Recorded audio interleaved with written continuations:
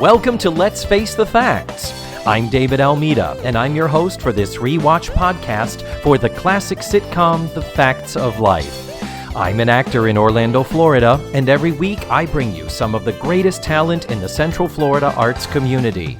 Join us as we synopsize, analyze, criticize, and ultimately idolize the show, episode by episode. Hello again, guys. Thank you so much for downloading and for pressing play. It's another show, another week, another time to face the facts. My guest this week is Lynne Ryder. Lynne is an actress. She's an improviser. She's a writer. We don't even really talk much about her writing projects, but we do talk a lot about her performance. Lynne had never been on a podcast before I approached her. And when I asked her about doing it, she said she was both fascinated and terrified at the prospect. And that's so weird because Lynne is one of those, she's like a titan of interactive and improvisational performance where she's a master at rolling with the punches and being just loose and free and funny. And you're going to hear all of those qualities on this show.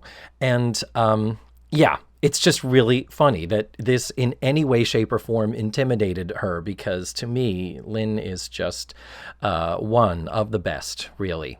So this week, Lynne and I hopped onto Zoom after we watched Season 5, Episode 16, called All or Nothing, and the original air date was January 18th, 1984.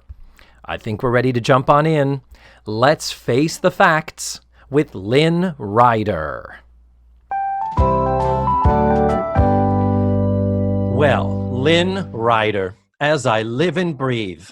David Almeida, how are you? I feel like I just did a Jody Chase impersonation. David Almeida, how are you? Her Tony Caprice. Hello, darling. Tony Caprice here. I got to get Jody back on. Jody was on back in like season 1 or 2. So I got to get Jody back.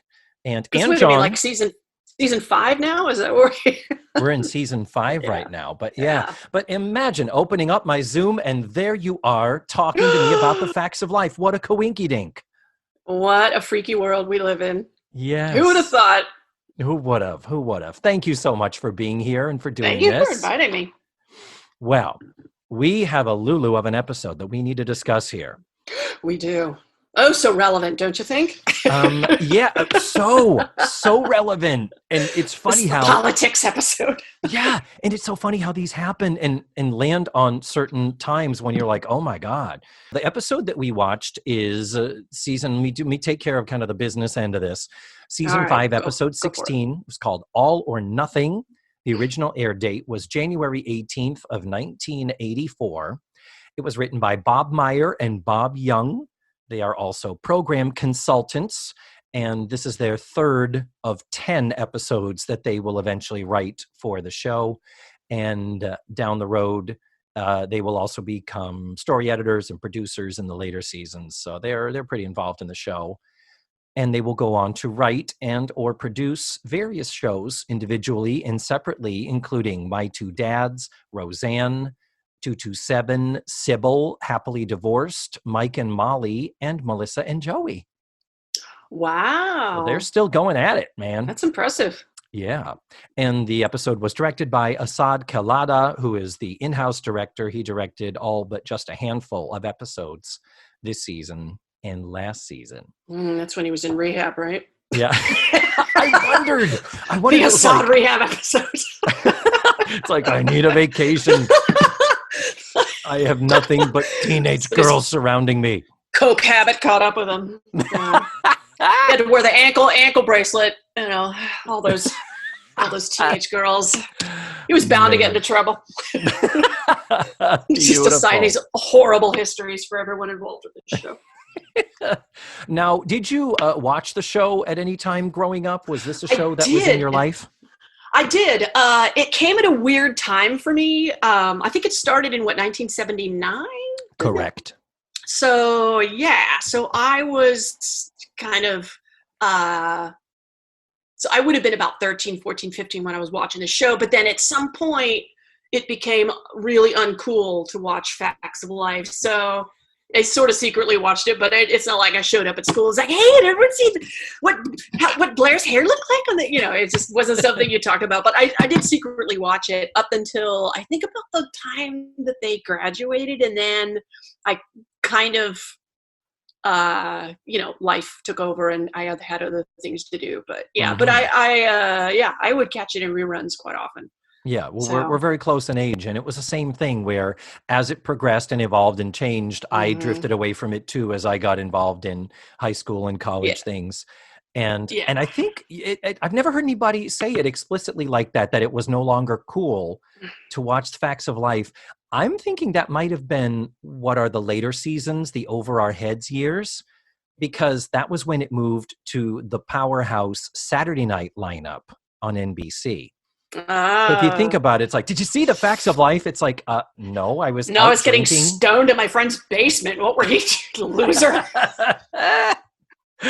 Exactly. Doing poppers. What are you? Jeez.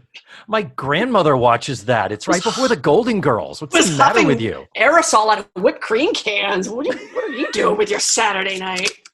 What a dork. I was making toilet wine in my rec room. I hope there's a rock band named Toilet Wine somewhere. That would be a great name. Well, they opened for Limp Bizkit, I think. I don't know. That goes out to Kevin White. Kevin White, that's his favorite game. Kevin White, yes. Another person. Need to get him on the show. Damn it. There's still you absolutely. So many. You need to get Kevin. I've done 96 of these, and I still have a list a mile long of the people that I want to get on the show, yourself included. So that's why I'm thrilled to have you here. Well, I'm thrilled to be asked, but yeah, Kevin White, he'll tear this up. He will. I remember at one point, he was working on his stand-up, and it had to do with like kids' toys and sex or something. And I remember I somehow threw out the term strawberry shortcake gangbang. And Kevin, I was delighted, quickly took out his pad and wrote it down. He scribbled it down like, that's something I need to remember and maybe incorporate it into the bit. So I hope somewhere, somehow, there is a stand-up audience. Showed up on stage that had the privilege of hearing the strawberry shortcake gangbang joke. Yeah, again, another great band name. I hope it happens. So before we begin the microscopic dissection that is about to take place, Lynne, on my show, I always ask my guests if I may put you on the spot. Would you please give just a general synopsis of what we watched, similar to just a 1 or 2 sentence listing you might see in a TV guide? What did we watch? Oh, God. Okay. So Joe is elected to some bullshit council on the college and fights a campaign in an environment of severe budget cuts, which affect scholarships. She fights a campaign to have the money that is donated from a rich benefactor that is going to be used to build a football stadium scoreboard. She's fighting for scholarship money, but in the process learns the valuable lesson that absolute power corrupts absolutely. Beautiful. With great power comes great responsibility. Also, and that women should not be put into leadership positions. I think I've been saying this for years. Thank you. Thank you, Lynne. That is the dystopian Trumpian interpretation of this episode. Because everything is in context, is it not? Yeah, it's a glimpse into the future. So we're going to get into this now. We're going to start at the beginning of the episode. Our first scene, we are in the house behind the shop where all of the girls live. Edna's Edibles, right? Yes, Edna's Edibles. But we're in the house right now. Mrs. Garrett is playing solitaire. And Joe comes in and asks her what's for dinner. And Mrs. Garrett is kind of elusive and distracted. It's uncharacteristic of her not to be completely absorbed in the needs of her girls. Exactly. She's playing solitaire. That is arguably the most selfish thing we've ever seen her do. That is so off-brand for her to play a game It is. by herself for her own To- singular pleasure. To have a moment of fucking peace in that house. Exactly. I don't know what your rules are about cursing, so I apologize. No, please, I encourage you to curse a lot. And but this also baits the question. I've always said, since we got into the Edna's Edibles, which is only, we're halfway through that season now, Yeah. I've always been like, I wish we had set up some really hard and fast rules about the conditions of their living there. Before it was, oh, Joe, come live here and help on out. And it's like, well, okay, help out. There was the talk of them not working, and they do earn money. Like Natalie had a paycheck issue because she was shirking her responsibilities. And I'm like, why are they getting paychecks at all? They're basically getting free room, and I would assume free board, that Mrs. Garrett also cooks for them and that they eat there. Case in point, Joe saying, hey, what's for dinner? It's like, bitch, I'm not your mother. What the fuck? Which begs the awkward question, what is the real arrangement going on here? Mm-hmm. I'm sure you've had plenty of episodes that have talked about Edna Garrett and her relationship with these girls. And what nefarious, does she have does she keep jars of Blair's fingernail clippings in her, tucked away in the closet somewhere? Is she, is there something else going on here that we don't? We actually haven't really talked about Mrs. Is she Garrett. building a girl, with like pieces of hair from hairbrushes that she's been collecting over the years? She never did have a She's daughter. Building a daughter. Exactly. She only has 2 sons. She never had a daughter. Lynn, you hit on something. Exactly. Oh my goodness. But the thing is, the other thing is, always remember, as Matthew Arter says, the show is much better if you think of Edna's Edibles as not being a gourmet food store, but as being a drug front. So she's been cutting the cocaine and planting the weed and all that stuff. So she, must have time to make them dinner or pot brownies or something. Right. We don't see the weed farm on the other side of the property. Yeah, or in the basement. That's interesting. Or in the basement. I don't think we ever go into the basement, and it's like, is there a basement? Do we know that is there confirmation that there is a basement? I mean, I'm from Massachusetts. I'm from the Northeast. I feel like every single building in existence up there has a basement. Are they still in the Peekskills, whatever? They're Peekskill, New York. It's an hour north of the city. They are in Peekskill. They're still in Peekskill. Yeah, the girls go to a fictional school in a non-fictional town. Right. And it's very, very bizarre that I can't say for sure if we ever go into the basement. We know there's an attic. That's kind of where they live, is upstairs. But that's neither here nor there. We are 4 we nanoseconds. Digress. Well, we digress. we haven't even got into all right. So, but then we quickly learn when Mrs. Garrett says, oh, there's some extra shit salad out in the store. Go get it. And so they walk out there, and as soon as Joe walks in, surprise! It is a big ass party with decorations and streamers and 8 I think there's extras. at least 6 people in the room. There are 6 people. Well, no, I counted 8 extras in There's addition 8 to all the girls. In addition to the girls. Girls. Oh, that's right. I always say, feel free to join me in my bad Mrs. Garrett impression. So you did so organically, but please know you're always welcome to do that and share a bad Mrs. Garrett, because mine is terrible. Absolutely. I do want to talk a little bit about wardrobe design for Edna Garrett. I don't know if this is a topic that you have covered. It is a topic we talk about constantly. Yeah, I figured it probably was. So I'm just... yeah. So what is your feeling about her wardrobe design? It is variations on a theme, and it's trying to be stylish but matronly.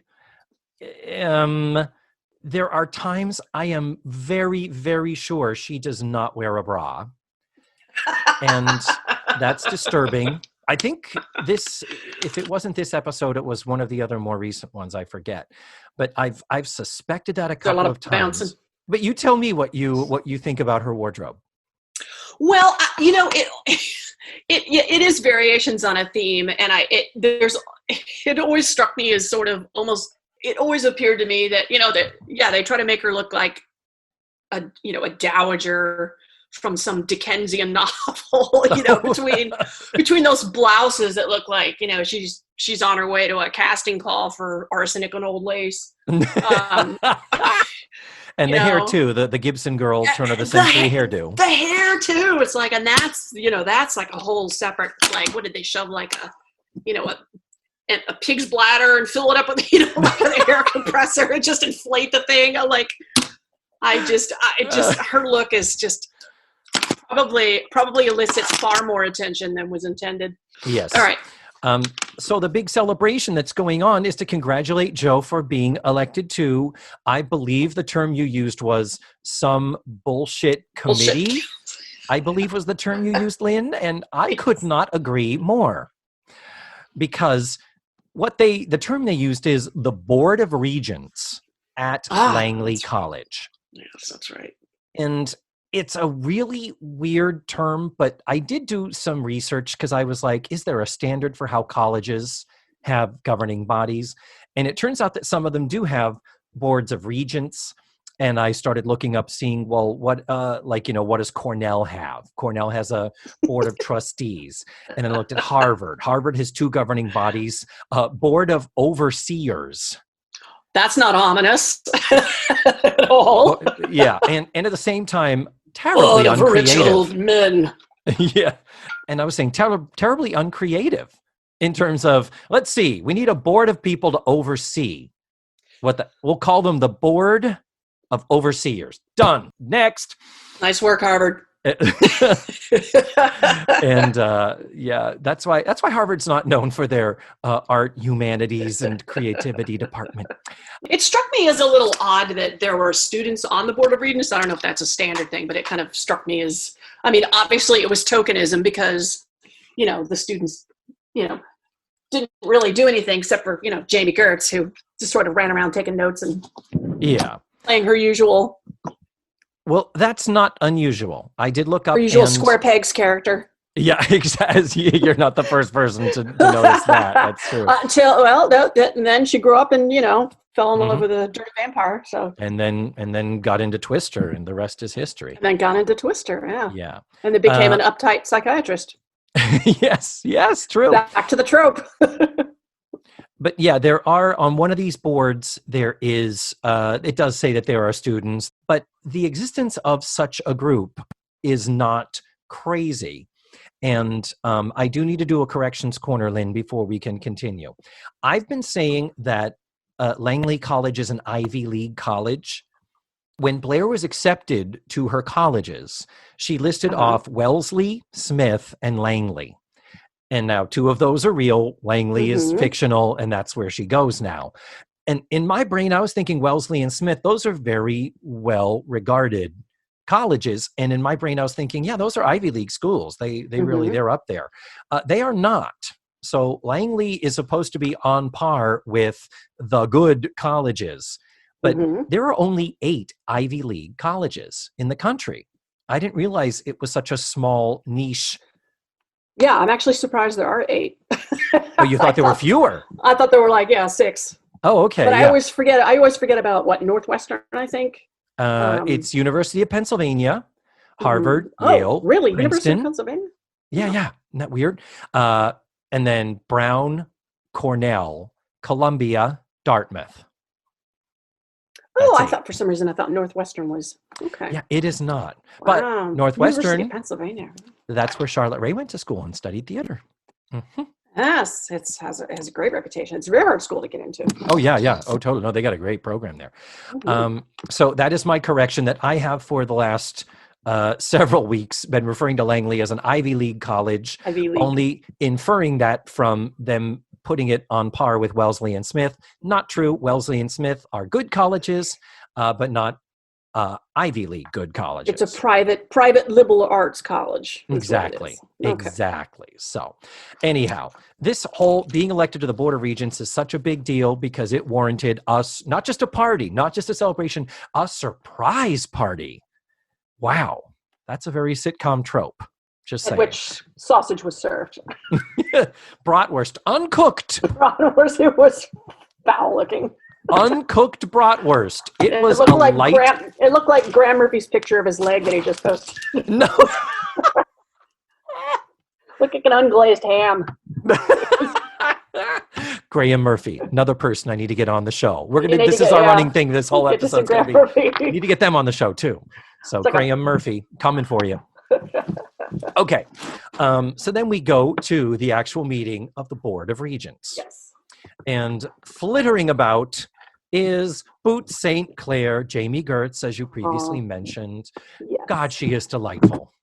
She is wonderful. She is supposed to be the character that you love to hate, and she understands that, and she nails it.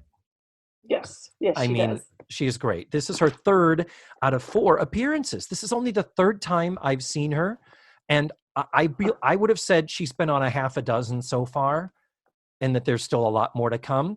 But she has made quite an impression. So many people remember her from The Facts of Life. In 4, she takes total command of that role. I mean, she walks into a room and you can't help it. Yeah. Look at her. She's terrific. She's wonderful. Yeah. So she welcomes Joe. She introduces Joe to this gorgeous blonde boy named Steve Garland. He's the captain of the football team. He's another student on the Board of Regents, or as they call themselves, Regents. Ooh, fancy. That's going to come up later. Like Cher, just one name. Yeah. This is played by Bruce Penhall. That's who the actor is. He had just been in a multi-episode stint on Chips. He's listed as Cadet Bruce Nelson and then later Officer Bruce Nelson. So I assume he's some type of a protege to Ponch and John. I never watched Chips. It's I wasn't allowed to watch Chips. Yeah, it's weird. For being a young gay boy, I should have been watching it to lust after the dudes. What were you watching? I was watching Charlie's Angels and Wonder Woman. And The Facts of Life. I was too busy identifying with the girls as opposed to lusting after the guys. So, and I think that might still be the case today, but that's between me and my therapist. That's another podcast. And then shortly after we meet him, and he's very, very, very cute. I believe he did make the top 20 hottest guys on the Facts of Life list that the New Now Next logo website put out a few years ago. Really? Yeah.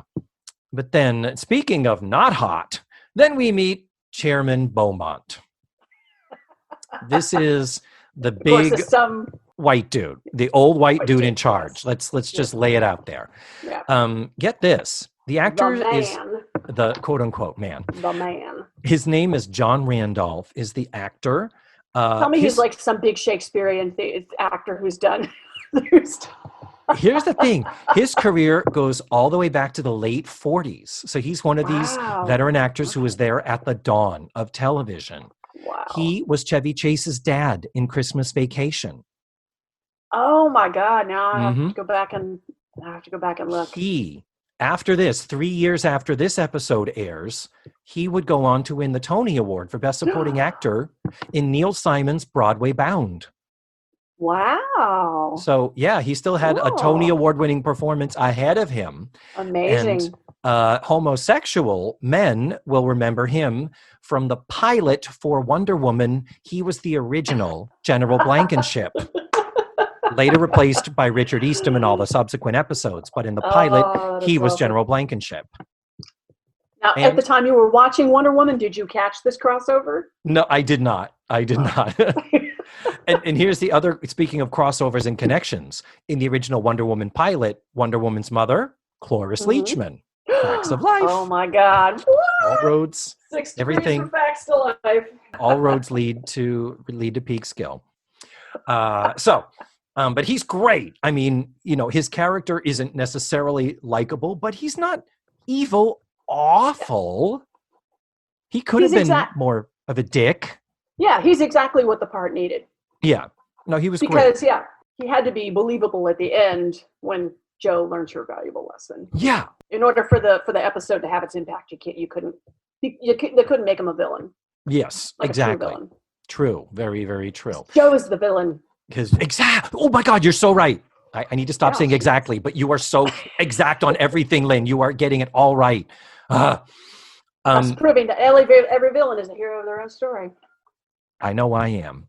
Anyhow, there's also a guy in this board meeting named Hal, played by actor Fred Grossinger, sometimes credited as Fred Holiday.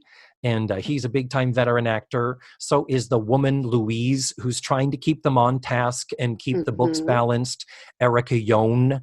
And Fred is a little more of the villain. He's kind of the more consistently antagonistic toward Jo. And Louise is she just seems like she's so put upon. She's like, fuck these guys. I don't want to be honest. But the deal is they are also there. They're also characters with lesser things. He's kind of the muscle. Yeah, exactly. The brawn to Beaumont's brain. He's the one that shows up at the dorm room at night. Throws a brick through people's windows when they're not voting the way they want him to. That's Fred. That's got Fred written all over it. Yeah. Well, there is a running joke of calling her Joel Polnikak, of him not being able to pronounce her name. This is Beaumont I'm talking about now. Yeah. They blow through a few things. They call a vote, blah, blah, blah. And then Jo starts in with the, hey, I want to talk about this increase in the student activity fee. Mm-hmm. And they're like, it's not on the agenda. And it's one of those, Jo, did nobody tell you when you're on a board and you go to a board meeting, there's usually an agenda. Read the handbook. Mm-hmm. Exactly. But they still make a sidebar for her, and they make allowances, allocate some funds and help her out. And they say they're not going to raise the student activity fee. They take some money out of a building fund, much to Louise's dismay. And boom, he slams his gavel down. It's good to go. That's great. So he's like, now let's get back to the agenda. And Jo was like, but there's also a lot of scholarships going away. And she doesn't explicitly say it, but we know that this is something she does believe passionately in because Jo is a scholarship student. She would not be there otherwise. Yes. So she talks about, we need to do something about the scholarship fund. And they're like, well, it's either that or the professors don't get raises. So that's not going to happen. The professors haven't had raises for 2 years. So. Yeah, exactly. They're like, no, we're taking care of our people. And you can't fault them for that. You really can't. No, you can't. So then the next item on the agenda is, one of our greatest benefactors, Dick Patterson. Good old Dick Patterson. I loved him on 8 is Enough. No, I'm sorry. That would be Dick Van Patten. Van Patten.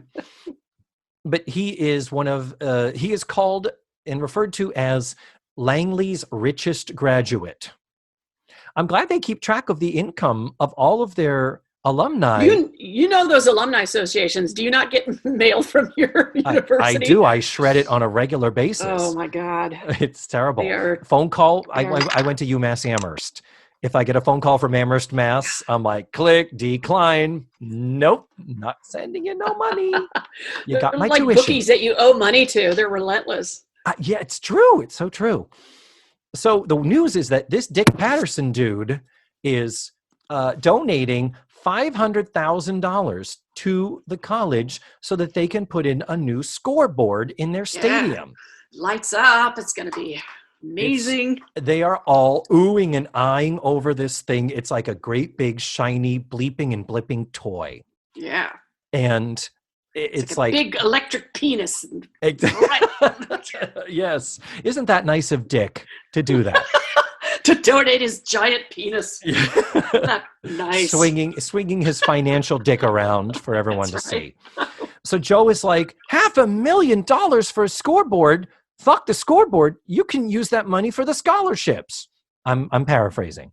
Mm-hmm. And they're like, no. And Jo gets angry. And she's like, the students aren't going to stand for this. And they're like, well, You could spend more than 5 minutes in a goddamn meeting before you start slamming your fist on the table, bitch.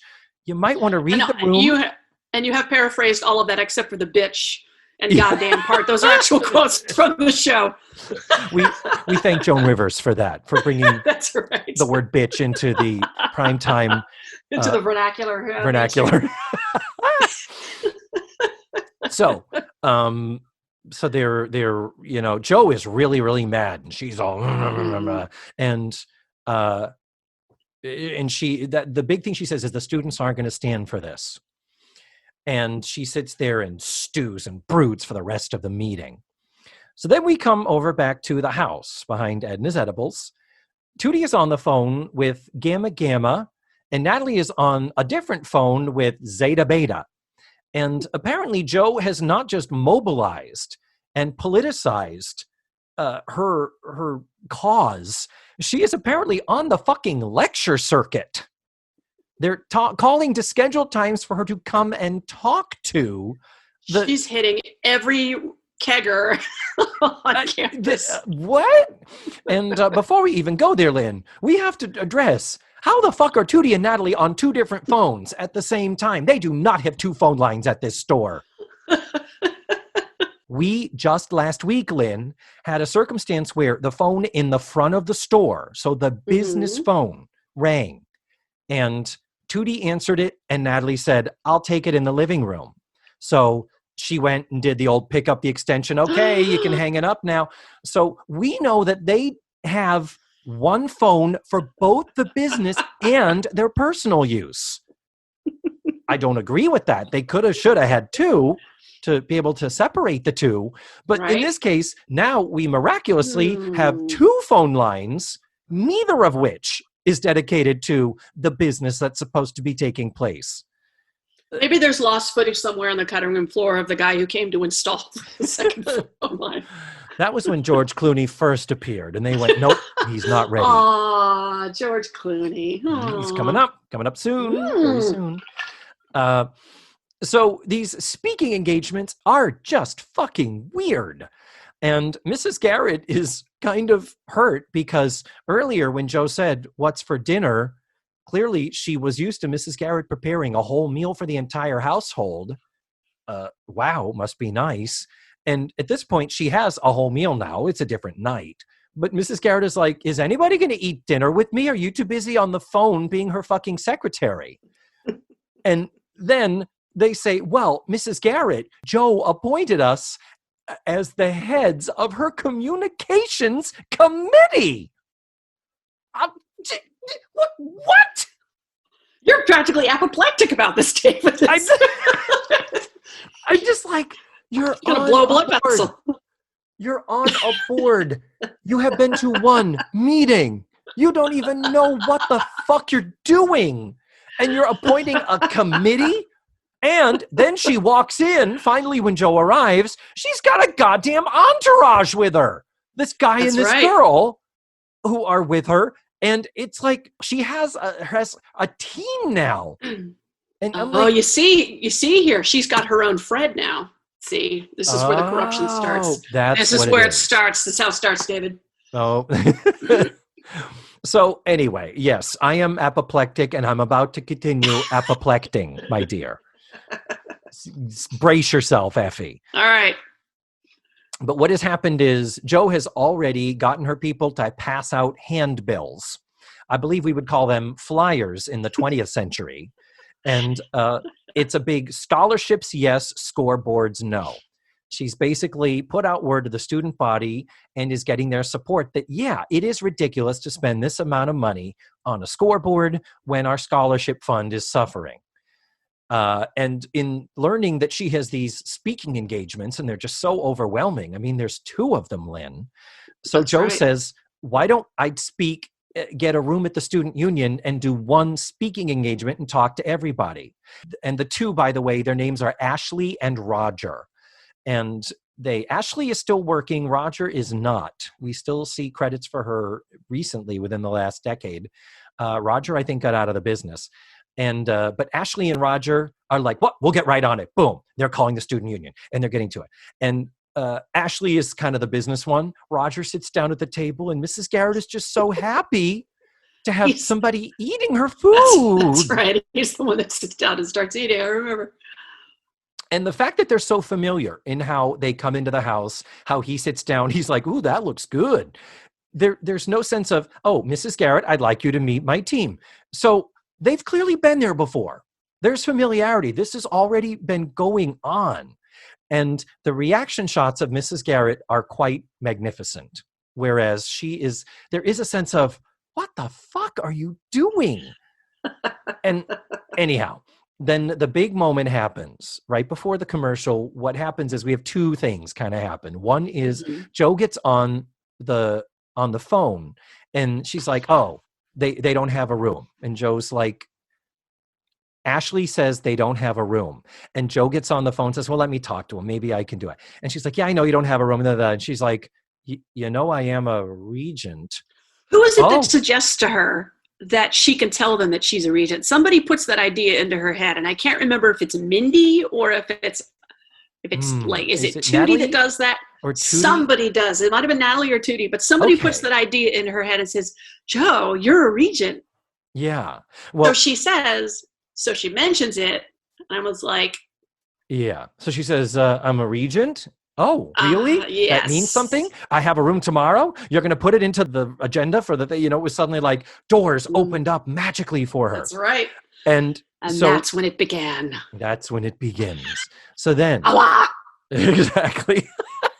And then she goes into the next thing, and we get Mrs. Garrett starting to look uneasy. She's looking uncomfortable with the girls. Beautiful. I love that. So then Joe refers to the scoreboard somewhere as stupid.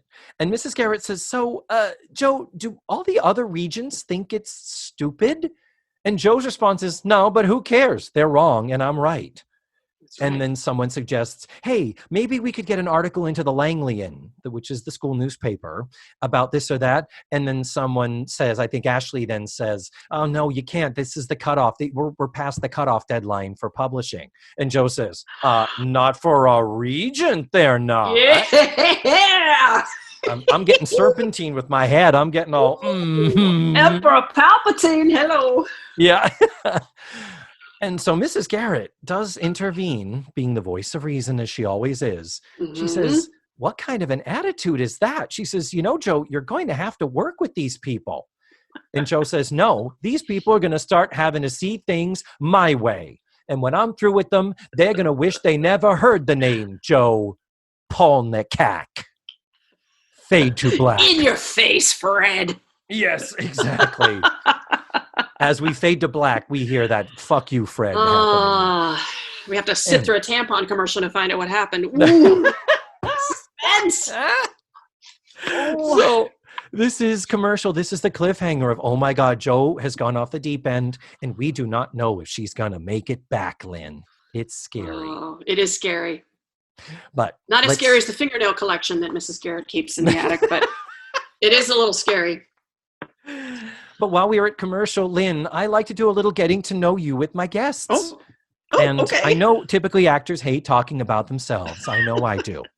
So if I could just ask you some questions to give us a quick travelogue through your life and career. Sure. Lynne Ryder, where were you born? David Almeida. I was born in Italy. Italy? Mm-hmm. For realsies? Yeah, for realsies. Wow. How did that come about? Well, David, when a man and a woman love each other. I mean, are your parents both Italian people, or were you like an Air Force brat, or what? Air Force, yeah. My father was in the Air Force. He was stationed in Air Base in Vicenza, so that's where I was born. Wow. I don't know if I was conceived stateside or not. I'm not sure. Okay, so do you have dual citizenship, or? I did up until I was 18, I think, and then you either declare or you are just given, because I was here in the States, I was just You're just granted. you're You're an American. Yeah. We're done here. Okay. Yes. Very Yeah. cool. And Yeah. so where did you primarily grow up, or do you have a list as an Air Force I child? have a list that is shorter than most Air Force brats. Okay. So we lived in Wisconsin very briefly when I was a kid, and we kind of bounced back and forth between San Antonio and Washington D.C. because there were two large Air Force bases that my father was stationed at. Mhm. So we kind of bounced back and forth between the Okay. two. And when did you first get into performing? When was that a thing for you? Um, well, the first time I remember kind of was seeing a production of Joseph and the Amazing Technicolor Dreamcoat, and I was probably about 9 or 10 at the time, and just had the top of my head blown off. Mhm. And dabbled at the community center. There was like this kids drama class, that I participated in, and I did drama when I was in high school, but I didn't do any acting per se in any of the shows just because I was too scared Oh, and too really? nervous. You were too Yeah. scared? Oh, I was super, super, super shy. Yeah. Uh-huh. Did you go Um, on to study in college? I did. I did. I went to what was called Southwest Texas State University at the time. Now it's changed to Texas University.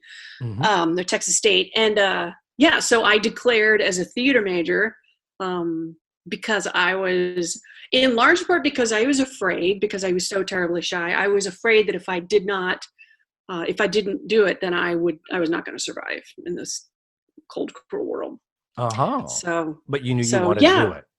I knew I wanted to do it, and I just didn't have the courage. And I thought, I've got to do this, otherwise, I'm never going to make it. Oh, So, yeah, okay.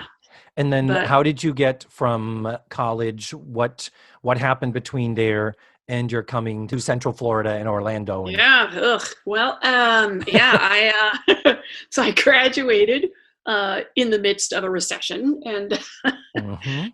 so yeah, struggled for a couple of years, and then wound up getting a job at Fiesta Texas in San Antonio, which was a theme park owned by Gaylord Oh, Entertainment at the time. It was the sister park to the National. Opryland? It was Opryland.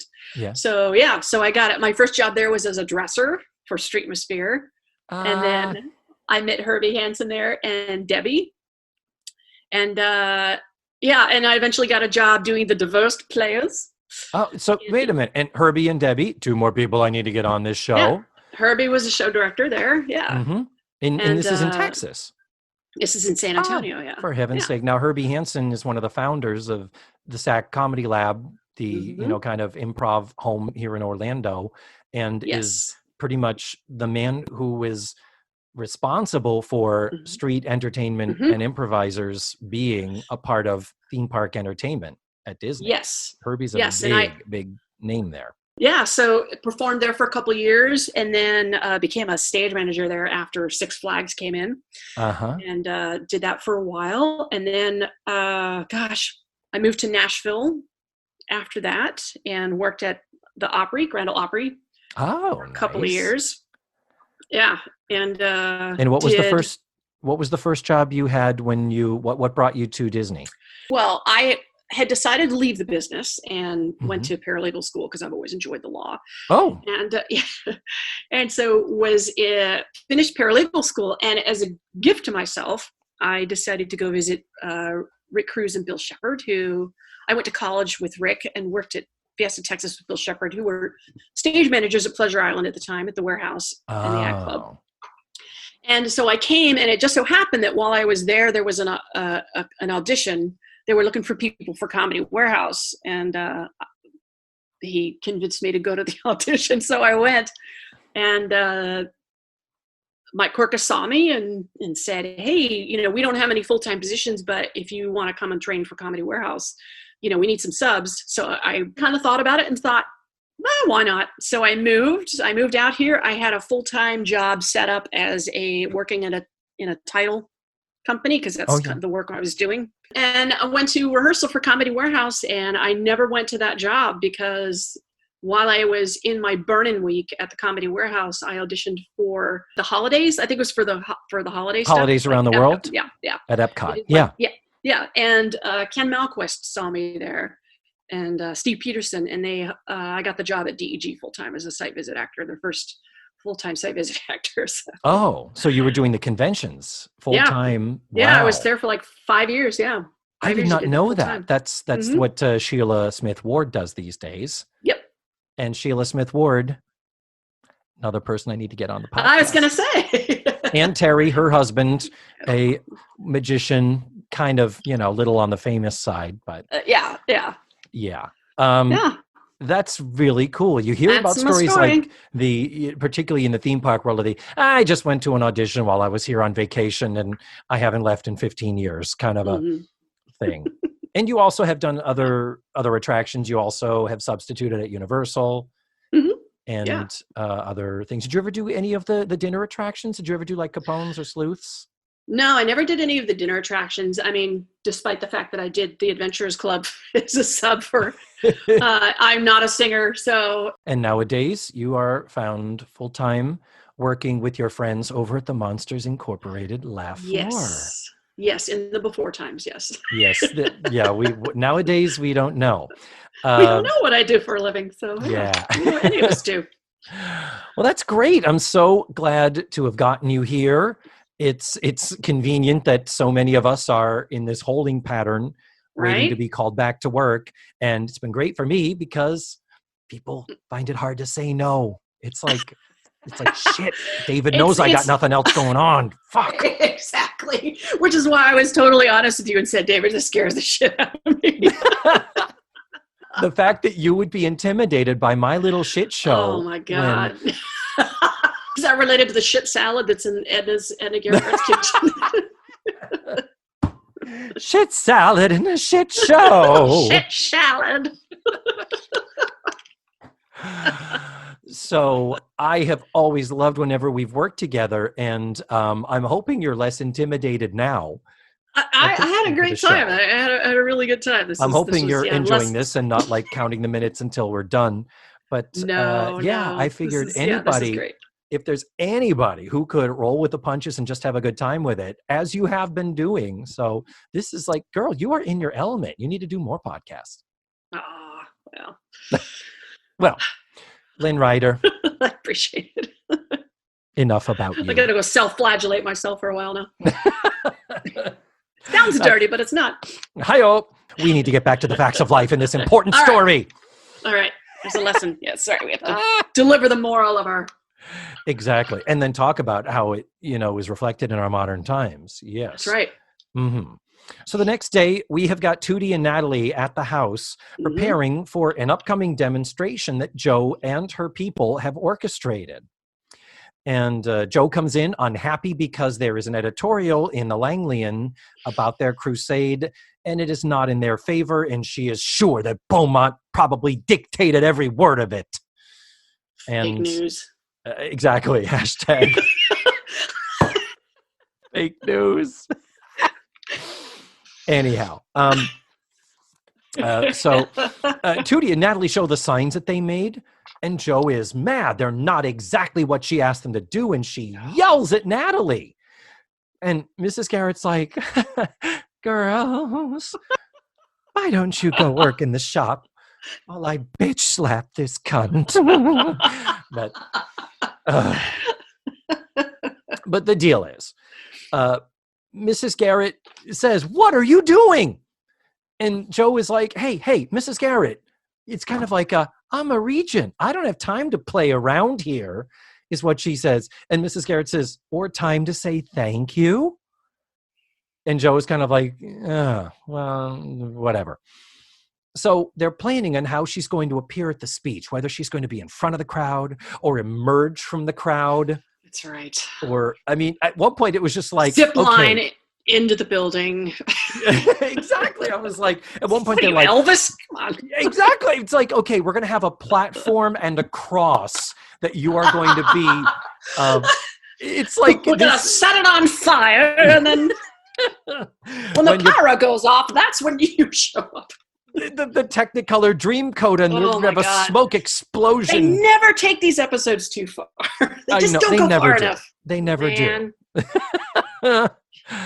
Well, Blair comes in. She's got signatures on petitions. And Joe is like, fuck petitions. They're wimpy. We need something to show them that I'm a force on this campus. I'm a force. Mm-hmm. Oh, how off the deep end we've gone, Joe. And then Mrs. Garrett says, there are several large young men asking for you in the shop. Yeah. Yes, gets good. And then it gets good. Then we go into the shop. And Joe is. And I have an image, like before we go into the scene, when Edda says this, I have an image up. I'm thinking it's like Fred, and he's got like a big wrench in his hand. like he's waiting. Or just guys in suits and fedoras. Yeah, I'm thinking there's going to be a beatdown, and then I remember what show we're watching. Yeah, exactly. Be like, And then I'm a little disappointed. Yeah, this scoreboard doesn't go up. It'd be a shame if something would have happened to you. But no. That's not what it is. And he's got like one of Edna's tarts in his hand, and he just squeezes the custard comes oozing out of his fingers. Just for dramatic effect. Next time, I ain't gonna be so nice. It's gonna be your skull. Next time, it's gonna be in a plan. Next time, you don't want to see what I'm going to do to the cheese puffs. But in fact, no, we are not lucky enough. You and I have rewritten this episode to hilarious extent. But no, we don't get something as lively as what you and I propose. No. Instead, we get Steve Garland, cute blonde guy from the board meeting, fellow regent, with two of his very tall, very large football player friends. And one interesting thing is it does amplify the fact that Steve is not a particularly tall man. And so the fact that he's the quarterback of the football team, and I did look to see how tall these guys were, because there's one of the guys, I'm going to call him No Name, No Lines, because he has literally no name, no credit, and no lines. In the episode, it's like he's not there. But the other one who does the talking, did you recognize him, Lynn? Okay. I think I did, but I'm not absolutely sure that I recognized him. It is. Do you want to make a guess? Is it Biff from Back to the Future? It is Biff from Back to the Future. It's Biff from Back to the Future. Tom Wilson, ladies and gentlemen. Professionally known as Thomas F. Wilson, but I call him Tom because I'm a close personal stranger to him. And he is, bear in mind, this is January of 84. This was taped late 83. Mm-hmm. Back to the Future was probably about to go into production. What's his face was cast? Eric Stoltz. Eric Stoltz. That's what I was just going to say. We know that it had a protracted production schedule because they couldn't get Michael J. Fox, so they used Eric Stoltz. And I think they filmed for something like 6 weeks before they said, we're calling it. We can't use him. This footage is not usable. But, Tom would have been there for all of that as Biff, one assumes. So he would have probably started filming Back to the Future very soon after this broadcast, and his life would change completely. Yeah. But in this case, he introduces himself as Randall Lippincott, or as I like to call it, Whitey McWhite's-a-lot. Randall Lippincott. He's lucky he wasn't in that Regents meeting, and they would have mispronounced the hell out of that name. I know. You don't imagine what they would have done with it. But he is also credited by his nickname on the show, which is Moose. That's right, Moose. That was, they really reached for the creative stars on that one. Yeah, gee, a football player named Moose. That's crazy. I did look up though. Tom Wilson, according to IMDb, is 6'2.5". Not 6'2", 6'2.5". That's a very important half inch, apparently. That's a defining half inch. As we all know, men are, yeah. Every half inch counts. Half inches are very important. Every half inch in Hollywood counts. That's right. Don't you shame us, Lynn, for our half inches. I'm not shaming you. I'm just pointing out the obvious. Yeah, exactly. So how tall is little quarterback? I don't know how tall little quarterback is, but I just want to point out that I'm sorry. Tom Wilson next to him looks like he is 7 feet tall. He looks like Chewbacca. I mean, he looks giant. Massive. Yeah. This And dude must have been remember, like 5'5". He must have been like Michael yeah. J. Fox. Well, think of it this way. Nancy McKeon, I think, was the tallest of all the girls. Nancy Uh-huh. McKeon is the tallest, and I think she's 5'4", and she will Really? not wear heels. So she is in flats.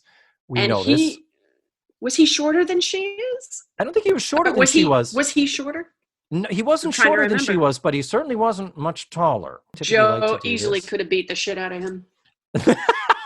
Putting Tom Wilson next to him was certainly not helping his case that, yeah, he's the quarterback because he can duck down between the legs of the other dudes when he's running to make a goal basket pass thing, Uh, right? Anyway, I digress. okay. But what it boils down to, the scene just is a back and forth. They basically are there to kind of like say, Joe, come on, really? He gives money to the school every year. We should let this guy give us the present that the guy wants to give us. And she's like, oh, they only give it to the sports team. And essentially, not only does Joe say, no, you cannot convince me otherwise, I am immovable. Then she goes so far as to insult Randall / Moose and Mm-hmm. deliberately provoke him. And then, Yes. unfortunately, her little lackey, Roger, gets Mm-hmm. involved. And suddenly, she has deliberately, if you go back and watch her facial expressions as she is insulting Tom Wilson, she is deliberately instigating a fist fight. That's right. That does happen in the middle of the fucking store where she works. It's like, what are you doing? Joe, speaking of scholarships, you're not just at this school on a scholarship. The part of your tuition that is being made up, not having to pay for the dorm, is because you live at Mrs. Garrett's and work in the store. This is such a beyond insane betrayal of her circumstance, of Mrs. Garrett, of her work, of her home. It is like, wow, if you guys wanted to really exemplify that she has gone off the deep end, holy fuck balls. So that's me continuing to apoplecticize. You are apoplecticizing. I am almost speechless. I've never been speechless in my life, but I'm almost speechless right now. So in the next scene, we are outside the boardroom. There's a demonstration. Everyone is like, no scoreboard, fuck the scoreboard, blah, blah. And Joe enters and they all cheer. She's a hero. She enters through the crowd, by the way. Yes. Exactly. And they're singing, Paul Necek, superstar. No. That's right. So Blair comes in with the news that somebody trashed the football locker rooms. And she says, I hope you didn't orchestrate that. And Joe, I believe honestly, says, no, I did not. What are you talking about? And then a guy from the Peekskill Press shows up, and Joe is kind of like, yeah, hang on. I'm, busy here. And Blair talks about the facts that, there are like fights breaking out on campus. It is just a scoreboard. And then finally Beaumont enters, and there's a little verbal sparring that happens before they go in to the boardroom. And he says, he talked to Duke Patterson. And he says, Duke is insisting he wants a scoreboard. And he says, I asked him if we could buy a cheaper one. And he said, yes, they could allocate $100,000 of the $500,000 to go to the scholarship fund and then get a $400,000 scoreboard. And Duke Patterson has agreed to it. And Joe was like, no, it's still a scoreboard. Go fuck yourselves. I'm paraphrasing. And then Joe even turns to the crowd and says, oh, what is that? Sounds like a bribe to me. And he's like, honest to God, I'll see you inside. And that's where you're like, you know what, Beaumont, for being a very by the book and for being very task driven and business oriented as he was presented in the first scene, the fact that he was the one that, if assuming he's telling the truth, that there's no extra layers going on here. But the fact that he said, well, maybe I could propose a compromise. He literally said, I am putting forth and instigating a compromise that may be beneficial to everybody. And Joe was like, no. And you're like, girl, stop it. So then we get into the boardroom. And it's all this back and forth thing. Boots is there. Mm-hmm. We have letters from the alumni who are angry about the riots, the fact that this is even a thing. And they end up voting on it. And Joe puts forth basically saying, no, telling this Beaumont guy, no scoreboard, period. Joe has completely lost sight. We need money for scholarships has become my negativity toward the scoreboard is the thing that's buying me political power and popularity. All about the messaging. Mm-hmm. And so she makes a motion to say no. And our friend Joyce or Jane or whatever her name is, the woman in the room, the poor put upon female in this situation, says, if it will stop all of this stupid bullshit, I will second the motion. Could we just vote and be done with this? So they vote and it passes. And Beaumont's like, fine, I'll go make a phone call. We're done. And the last moment before everybody leaves, Beaumont and Joe are left alone. And there's this little interaction, and it's beautiful. I love it. The sexual tension is palpable. I know. No, it's like they are so gonna make out. They are so gonna make out right now. No. It's going to be a backroom deal. It's happening. We're in the room where it happens. Now we know who's gonna score over the scoreboard. Okay.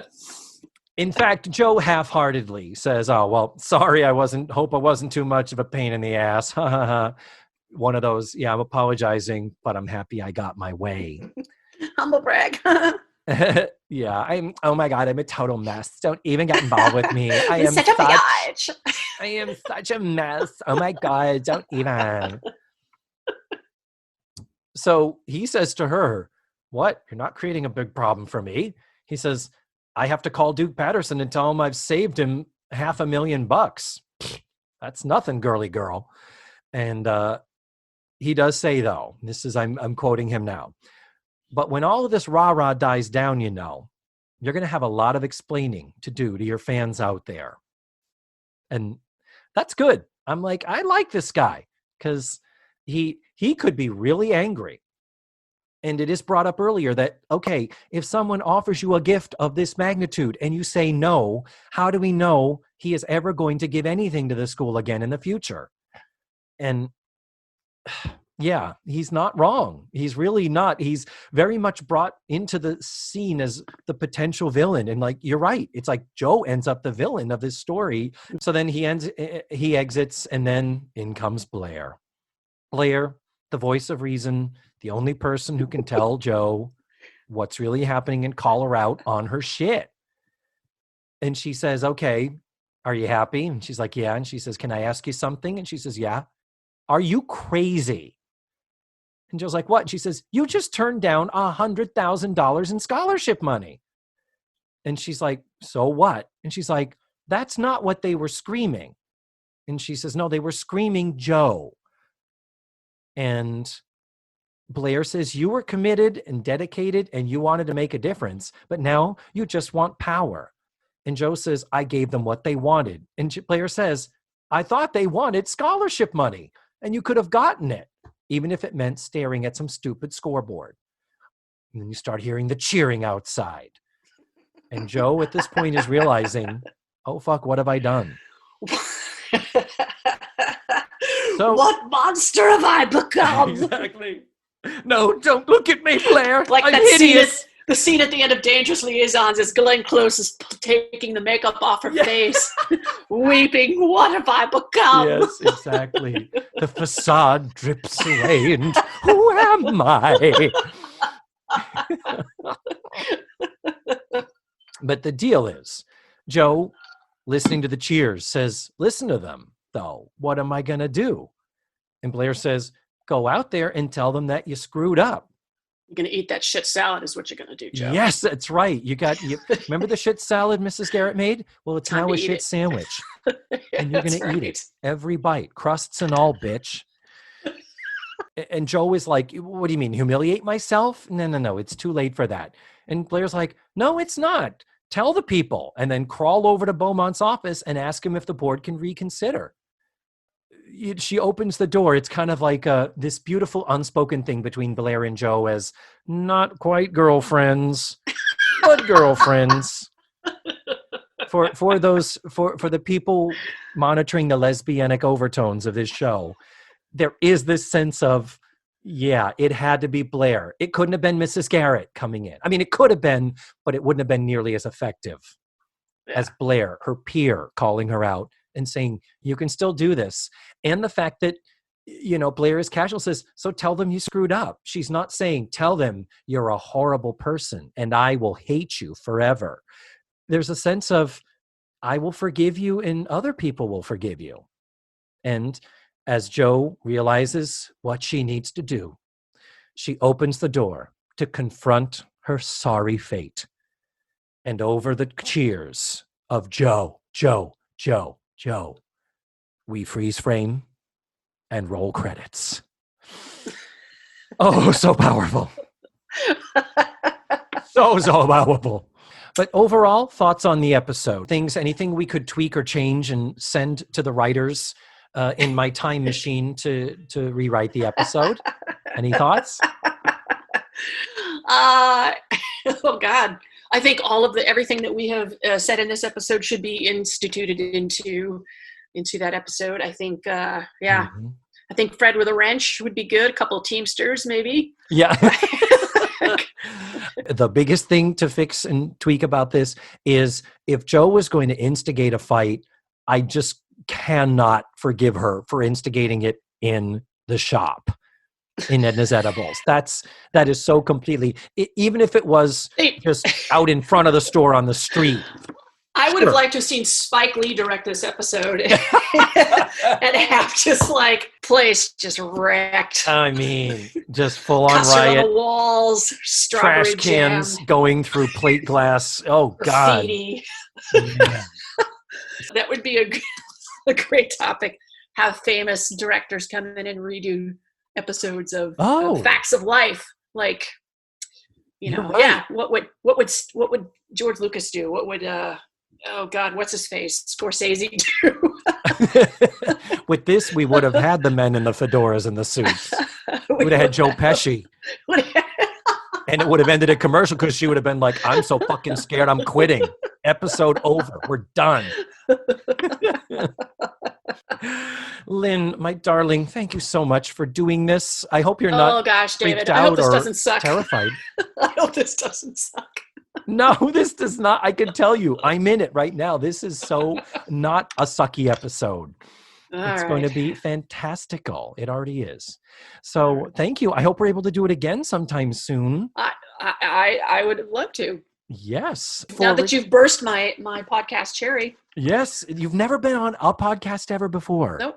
You said. I've been asked a couple of times, but I've always turned it down because I was just You gotta do it. You gotta do it. So I can't wait to see your face for realsies sometime soon. Amen. But until then, it's been great to see you on the computer screen. It's been great to see you. Let's do it again soon. Smooches, my dear, and goodbye. Mwah. Goodbye, David. And there you have it. That was Lynne Ryder. First podcast, and I would say a slam dunk. And it's interesting to note that through the course of our talking, you heard, I named no fewer than 7 of our fellow actors that I still want to contact and need to get on the show. So I need to get busy with that. But next week, I'm going to be watching Season 5, Episode 17, called A Death in the Family. And I will, of course, have another special guest. You can watch the episode for free at dailymotion.com. I'll post the link in the show notes, and you can also find it at this episode's webpage. And that's it. Thank you so much for tuning in to this week's show. I really appreciate it. And remember, the facts of life are all about you.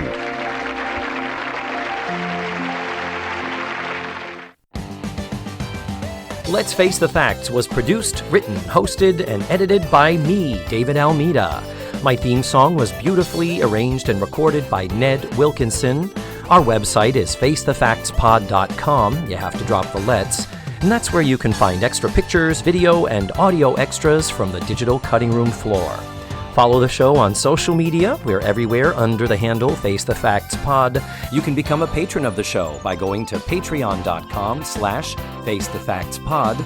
And don't forget, go to your favorite podcatchers and subscribe, rate, and review. Tune in again next week for another thrilling episode of Let's Face the Facts.